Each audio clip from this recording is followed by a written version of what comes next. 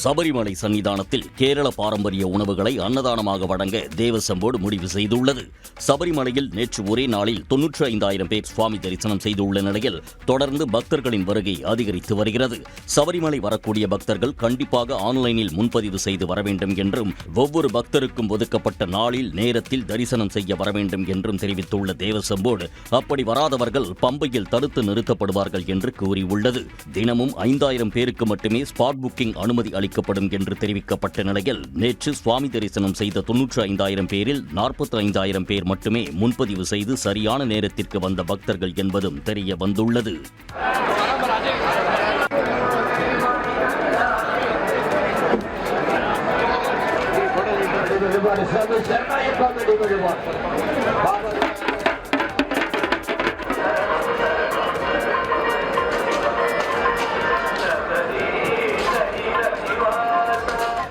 இந்நிலையில் வரும் செவ்வாய்க்கிழமை முதல் பக்தர்களுக்கு சாப்பாடு, சாம்பார், பொரியல், பாயாசம், அப்பளம் வழங்கப்பட உள்ளதாக தேவசம் போர்டு தலைவர் ஜெயக்குமார் தெரிவித்துள்ளார்.